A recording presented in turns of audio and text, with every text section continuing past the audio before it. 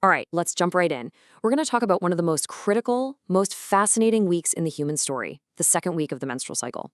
This is it. This is the moment where, against all odds, the incredible journey to a new life can actually begin. It's a microscopic drama with the highest stakes you can imagine. You know, when you strip away all the biology, the hormones, and the timing, what's really at the heart of it all is this powerful human hope. The whole microscopic process we're about to unpack, it's all driving towards one absolutely incredible outcome. So you might be thinking, what really happens in that 1 week? It seems like a simple question, right? But the answer is this amazing, complex dance of biology. So let's pull back the curtain and take a closer look, day by incredible day. Okay, first things first, it is all about timing. This crucial period has a name, the fertile window. Now, here's the wild part. Sperm can actually hang out inside the body for up to 5 days, waiting. But the egg, it's only viable for about 12 to 24 hours. So that means your window for conception isn't just 1 day. It opens about 5 days before you ovulate and closes just a day after. It's a pretty generous time frame, but you gotta know when it is. So how on earth do you know you're in that window? Well, the good news is your body doesn't just leave you guessing. It actually sends out some pretty clear signals that it's getting ready for the main event. You just have to know what you're looking for. And this, right here, this is the headliner. What you're looking at is cervical mucus. And believe it or not, its changing texture is one of the most reliable, real-time clues that your body is shifting into its most fertile phase. So what is this stuff exactly? Well, for most of the month, cervical mucus is thick, and it basically acts like a bouncer, blocking entry to the cervix. But during the fertile window, its job completely flips. It becomes this welcoming, protective superhighway for sperm, helping them survive the journey and swim right where they need to go. Okay, so how do you read the signs? Think of it as a weather forecast for your fertility. At first, when you're less fertile, it's kind of moist and sticky. Then, as you get closer to ovulation, you'll notice it becomes wetter and more slippery. And then the green light, the prime time indicator, is when it gets clear and super stretchy, kind of like raw egg whites. It's an amazing sign that your body has created the perfect environment for conception. Now, cervical mucus is a fantastic clue, but it's not the only one in the toolbox. You can also track your basal body temperature. That's your temperature right when you wake up. You'll see a tiny but noticeable spike right after you ovulate. Some people even feel a little twinge of pain on one side. That's Mittelschmerz, which is just German for middle pain. And of course, they're the ovulation predictor kits, OPKs, which are great at detecting that key hormone surge that kicks off ovulation. Okay, now that we've set the stage, it's time to meet the two main characters in our story, the egg and the sperm.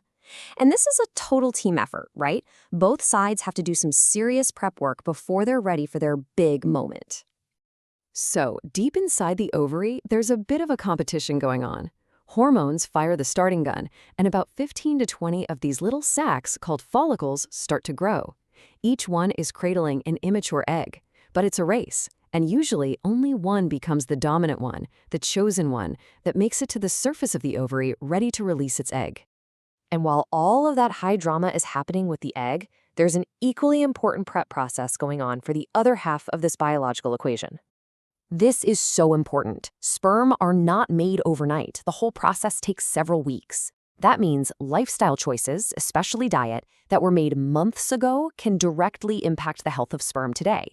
So yeah, preparing for conception is definitely a long game. So, what should be on the menu?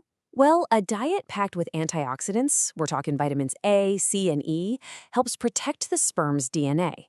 Selenium, which you can get from stuff like tuna, can help sperm actually penetrate the egg.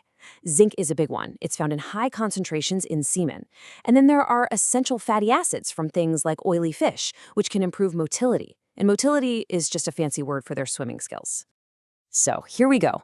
On one side, we've got a mature follicle, about to release an egg. On the other, we've got healthy, mature sperm. Both sides are prepped and ready for action. Now, it all comes down to timing, that first meeting. And this leads us to one of the most talked about and honestly most confusing parts of trying to conceive, the how and the when. There are so many theories and old wives' tales out there, so let's try to separate the myths from the facts.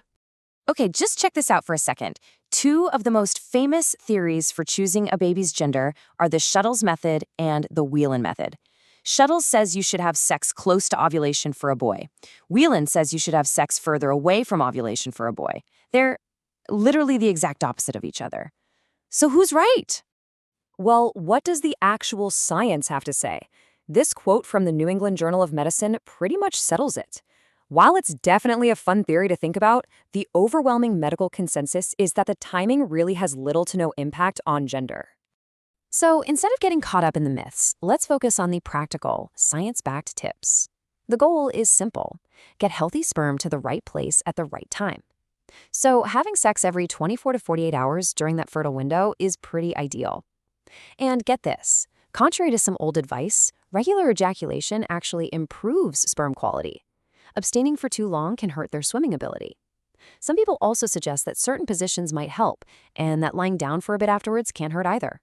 Now, here's a really important number to keep in mind, because it's so easy to feel pressured. Even when you do everything right, it doesn't always happen on the first try. About 16% of couples take over a year to conceive. It's just a good statistic to remember to help normalize the journey and take some of that pressure off. Okay, deep breath. All the preparations have been made. The timing is right. Now, we've arrived at the climax of our story, that microscopic, absolutely incredible moment when a new life can actually begin. So triggered by a huge surge of hormones, that dominant follicle on the ovary's surface finally ruptures. The egg bursts free. That is ovulation. And then it's gently swept into the fallopian tube to start its journey.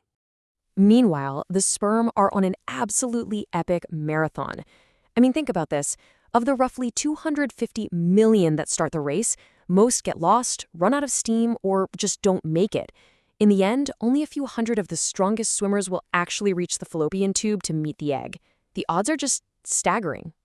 And then the magic moment happens. A single sperm breaks through the egg's outer layer. In that instant, a barrier goes up to keep all the others out. They fuse together, creating one single cell called a zygote. But it doesn't stay that way for long.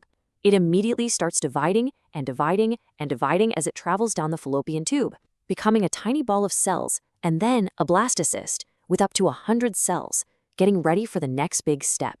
And there it is. Against all those odds, a single cell has become this complex little ball of potential floating towards its destination. A new life has officially begun its incredible journey.